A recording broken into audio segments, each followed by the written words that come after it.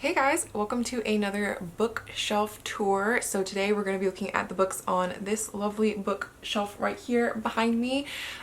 So my name's Monique. If this is your first time here, I make lots of bookish reading videos and content, and over the past few months we have been taking a deep dive into the different bookshelves that are make up the whole of my collection of books. And today we're going to be doing the books that are in the greenish bluish spine section and seeing which ones I've read, which ones I haven't read, and which ones I want to prioritize possibly for my next month's reading. So that would be for the month of May. If you want to catch up with the other bookshelves that I have already gone through, I will go ahead and leave a link to the playlist down below for that. And without any further ado, let's get into the books on this shelf. So first we have a few that are just stacked here. These ones are the most recent purchases I've bought in that went onto this shelf, and there were just no room. So hopefully after I read a few of these, I'll unhaul a couple and there'll be room to put everything on that shelf straight across. And then I'll show you guys a better view real quick. So that is the shelf there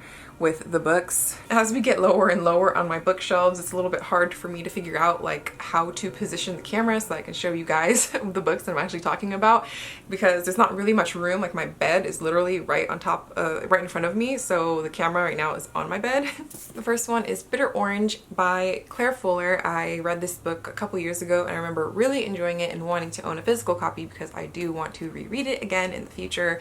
It was my first time reading a Claire Fuller book. I have since then read another one, and I think that the one I read was just okay, but I still am open to reading more books by this author. I really love the atmosphere and gothic feelings that this book gave me. Next we have McSweeney's, which is a literary journal. This is edition number 50. I happened to find this at a local used bookstore and I decided to pick it up. I figured if I ever come across any used copies of McSweeney's, I am just going to pick them up from now on. It's a really cool way to sample a lot of different authors' writing and stuff, and I've never really read any literary journals before, so if you have any other recommendations for ones you think I should check out, just let me know. Then we have a book that actually won in an Instagram giveaway, and that is Miss Chloe, A Literary Friendship with Toni Morrison by A.J. Verdell. I don't really know too much about what this one was about. I was just excited to win a giveaway on Instagram for a free book, but I remember I did read the synopsis of it and it sounded interesting. I know if it has to do with Toni Morrison, then I will definitely be interested in reading it. I don't remember exactly when this one comes out. Yeah, this book comes out in May, so I feel like this is definitely one I'm going to be prioritizing so that I can get to it relatively close to hopefully around its release date. So I guess I'll just start on this end and work my way over. First we have one I have read, and that is Sea Prayer by Khaled Hosseini. I really loved his other books I've read of his, The Kite Runner, A Thousand Splendid Suns. This one is very different to those other books. As you can probably tell, this is very thin and kind of similar to a children's book, you would say. It's illustrated by Dan Williams and it's a very short book. There's not even really a lot of writing to it. It has been a while since I read this, but I think we're following a father and a son, and they are refugees leaving their country that they're from. I believe it's Syria, I could be wrong, but this is definitely something I should read again. I really just was, though, when this book was released, I was really just hoping for a full-length novel by him, but you know, I will just take whatever I can get, and hopefully he comes out with another book sometime soon because I just really enjoy his writing. And we have a book I have not read, and that is The Chrysalids by John Wyndham. I read The Midwich Cuckoos by him a month or two ago and I really enjoyed it, and since then I have been really wanting to read some other books from him as well. I have another one actually on this shelf. The other one I have is The Seeds of Time. I really love these illustrations. The covers really all go together pretty nice. There's a few other books in this series, I think these editions released by Penguin, that I still want to get my hands on eventually. I know that all of his books have to do with sci-fi settings, so this one, The Chrysalids, is set during a post-nuclear apocalypse. And then this one is a little bit different in that it's a short story collection, I believe. It's conducting 10 experiments along the theme of I wonder what might happen if, but I believe all these stories have some sort of sci-fi element to them. So I'm pretty sure I'll read at least one of these really soon. Next we have Garden Spells by Sarah Addison Allen. This book has been on my shelves for a long time. I need to at least try the first couple chapters to see if I'm even still interested in reading this book still, or if my reading tastes have changed since I purchased this book a few years ago. In this book we're following a family who have this garden, and I guess in this garden there's these plants that have different abilities or powers to them, and I'm not sure if this is something I'm still interested in reading, so I just need to pick it up and see if I want to even read this still or not. Then we have The 100 Wells of Salaga by Aisha Haruna Atta. The cover on this is just super beautiful. I think I attempted to read this book once before and put it down. I don't remember exactly why. This book is based on the experiences of the author's great-great-grandmother in pre-colonial Ghana. It's a pretty short book, just barely over 200 pages, so I feel like this would be a very quick read for even maybe a day. And we have this beautiful edition of Half of a Yellow Sun by Chimamanda Ngozi Adichie. I really loved this book, and I was really hoping I would, because I think I had read another book by this author that I had thought was just okay. We're following a cast of characters in this book that all live in Nigeria, and is set during the Nigerian Civil War. There's a lot of themes on race, class, and the end of colonialism. I really enjoyed this book and would recommend it. And we have Station 11 by Emily St. John Mandel. I have read this book, and it's one that I would like to read again in the future to see if it holds up to reread, if I enjoy it just as much. I watched the TV adaptation of this book to TV series, and I liked this series, but it's just one of those things where I think I enjoyed the book more. I think though, because I watched the TV series pretty recently, that a reread of this book isn't like a top priority for me. I kind of want to let the memories of that fade a little bit before I go back and reread this book again. I did just recently finish Emily St. John Mandel's newest release, which I'm gonna forget the name of. Oh yes, Sea of Tranquility. And actually there were a little bit of overlapping with things that happened in this book and the other one. You didn't have to read either of them to enjoy the other, but I do think it's cool when authors kind of tie together different elements from their different books that are just like an added layer of enjoyment to the reading experience. Then we have a few books that I have not read. And so we have first Strange Weather in Tokyo by Hiromi Kawakami. This is translated by Allison Markin Powell. And I haven't read this book or these other ones, so I really can't give you guys too much of a synopsis, and I don't want to bumble my way through and trying to figure out what these books are about when I haven't read them yet, and I've owned them for a little while, so I've forgotten what they're about. The next is Beauty is a Wound by Ika Kriniwan. I don't know if I said that right. This one is also a book in translation, and it's translated by Annie Tucker. I do know this book takes place in Indonesia, and that this one takes place in Tokyo. And then the other one we have is The God of Small Things by Arundhati Roy. I don't think this one was a translated book, but this one, it takes place in India. I believe I purchased this one because at the time I was thinking I was going to try and read all the backlist books of Oprah's book club picks, but since then I kind of have ditched that project, but I still want to get to this book. Next we have a short story collection that I have finished, and that is Black Enough. This is edited by Ibi Zoboi, but there are a whole bunch of young adult authors whose writings are featured in this book. Some that I was already familiar with prior to reading this book were Justina Ireland, Daniel Clayton, Tochi Onyebuchi, Jason Reynolds, Nick Stone, Renee Watson, Ibi Zoboi, and then there's a whole bunch of other ones that I hadn't read anything from them by. I would definitely love to reread this book again because it has been a while. And in this book we're following all different characters who are Black that are part of different areas, like urban, rural, wealthy, poor, mixed race, immigrants, and just their coming of age stories and what it's like to be young and Black in America. And once again, another gorgeous cover. This is the front, and the illustration on the back is cute too. Then we have a book I have read. It's a very short novella. It's called The Factory by Hiroko Oyamada. Actually, one of you guys were very kind enough to send this to me off of my Amazon wishlist, which I was very thankful for, and I wanted to make sure I got to it right away. So I read this, I think, last year. It's translated by David Boyd, and we're following these workers who, like the title says, all work in a factory. I think they all kind of lived in this area where the factory is, and we're following actually not just one person, it was like 3 different people, and they're basically all struggling with the question of what am I doing here, because they each have this specific task that they're set to work on in the factory, and they're so like absorbed in it where it kind of gets to the point of where does their work life begin and actually who they are as people begin or end or whatever, however I'm trying to say that sentence. I hope that makes sense. Then we have a couple books I have not read. They're both by the same author, Gail Jones, and that is Corregidora and Eva's Man. I am very mad at myself that I have not read these yet because I have been meaning to for so long. The covers on these are just gorgeous, and I have heard nothing but good things about Gail Jones as an author. I just really hope I get to these soon because I have a feeling that I'm really going to enjoy these. I don't really know too much about these books, but Eva's Man, we're following a woman who's in a psychiatric ward. She murdered her lover and they want to know why. And then in Corregidora, we're following a blues singer who is consumed by hatred of Corregidora, a 19th century slave master who fathered both her mother and her grandmother. Another one I have not read yet is Strange Fire by Tommy Wallach.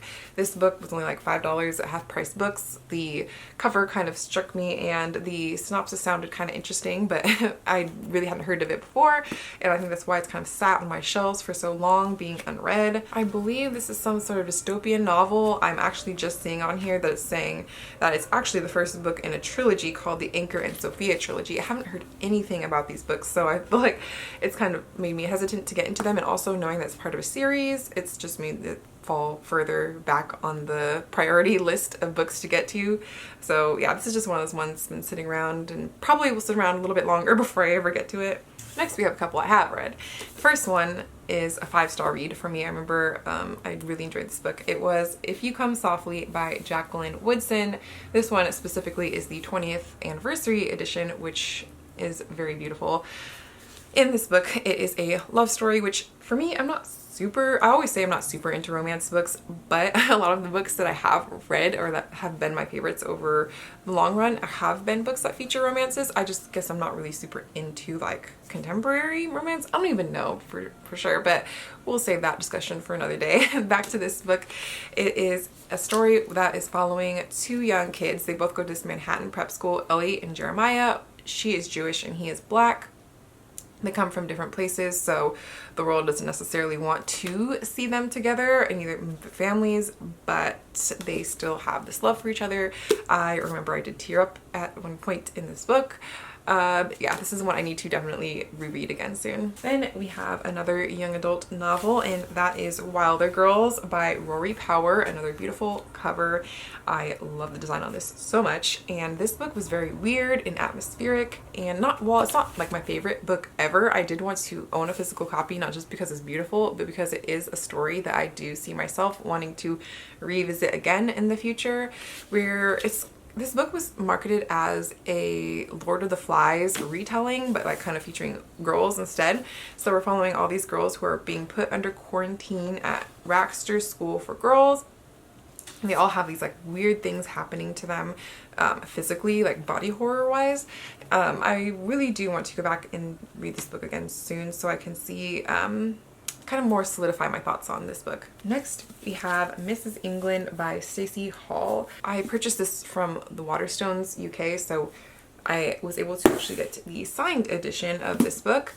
It takes place in West Yorkshire in 1904. We're following Ruby May, and she's just graduated as a nurse, and she's taking care of these wealthy couple's kids who are from a powerful dynasty of mill owners, but when she goes to live at the house, it's isolated, it's called Hardcastle House, it becomes clear that something's not quite right about the beautiful, mysterious Mrs. England. I love atmospheric books, ones that are kind of isolated areas and settings, and so this sounded like the perfect book for me. Then we have a short story collection that I have read. It's called We Are Taking Only What We Need by Stephanie Powell Watts.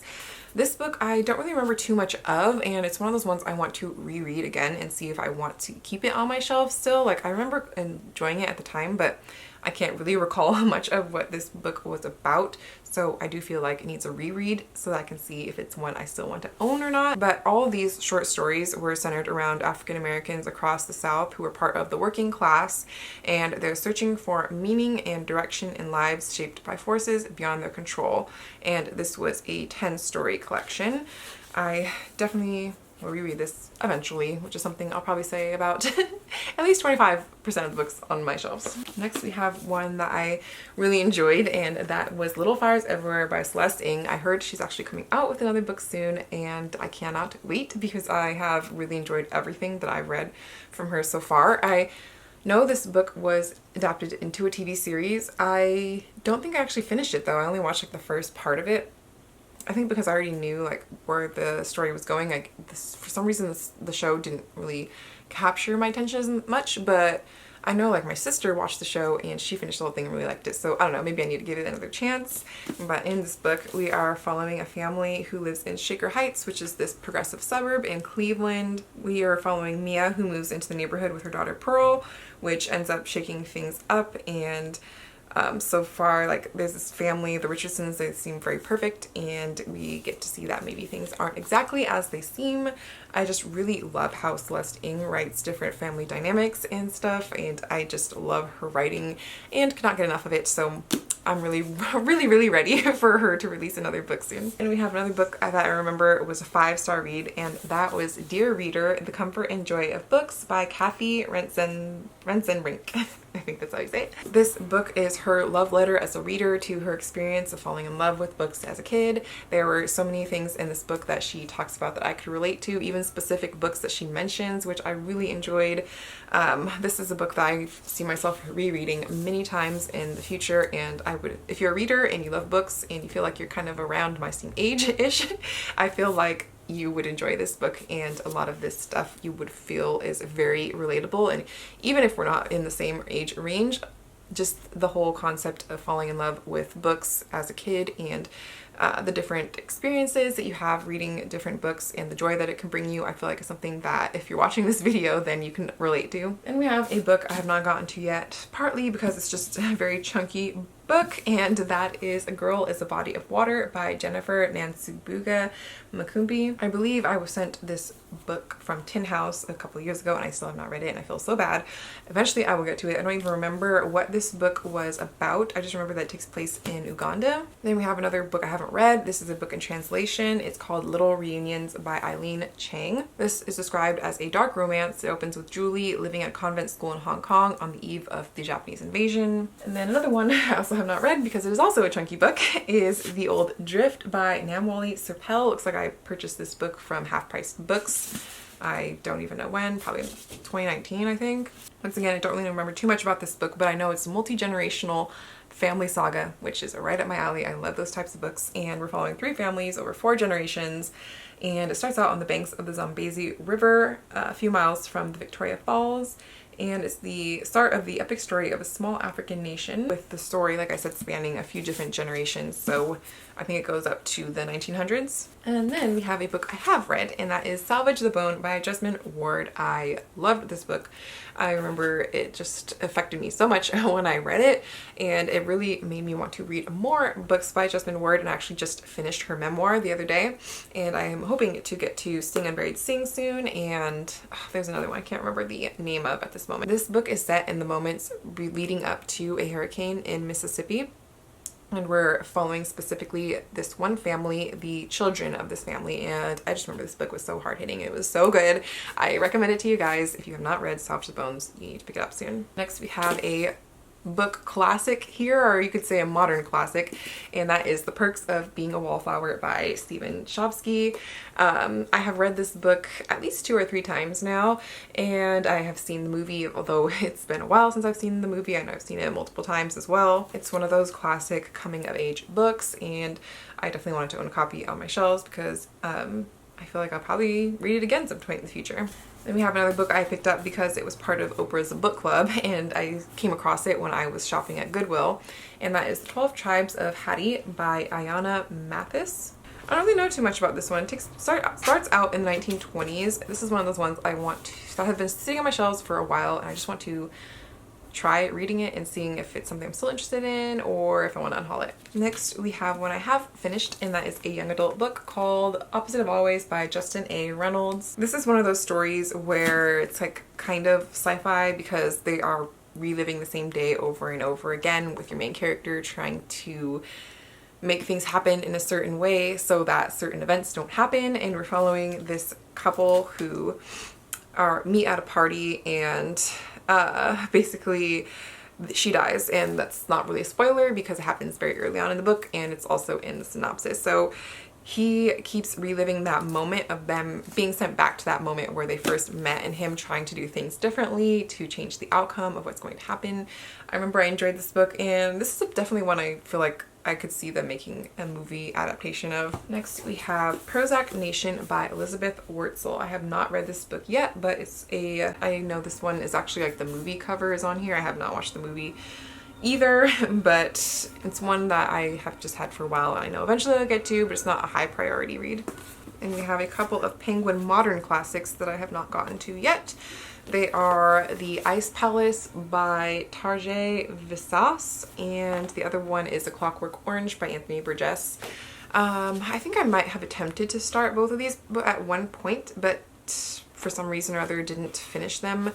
They're super short, like both of them are under 200 pages, so these really could be very quick reads. I just don't know why I have not gotten to them yet. And then we have another classic.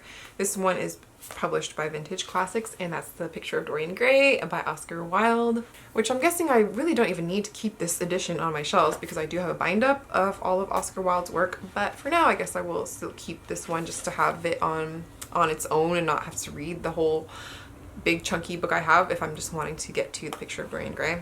Now on to the last couple of books that are on this shelf. We have one I have read, and that is The Water Cure by Sophie McIntosh. I enjoyed reading this book. It's a book that was set like on an isolated island, and I know there was this like, so there's a wife and her 3 daughters live there with this guy. His name is King. And there's barbed wire, and they can't go out into the water or whatever because it's not safe, and if they leave the island it's not safe, and they don't know if it's like true or not. The father is the only man that they've ever seen. They don't know when he disappears what they should do, and then mysteriously a couple of days later a couple of men wash up on shore, and then they don't know if they're dangerous or what's going on or what's happening. I did enjoy the author's writing, and I want to read more from this author. I think this one was her debut. Yes, this was her debut, but I just recently picked up her other new release. I think it's called Blue Ticket, but I haven't gotten to that one yet. And then lastly, we have a book I picked up from Goodwill just randomly, and that is Heretics and Heroes: How Renaissance Artists and Reformation Priests Created Our World by Thomas Cahill.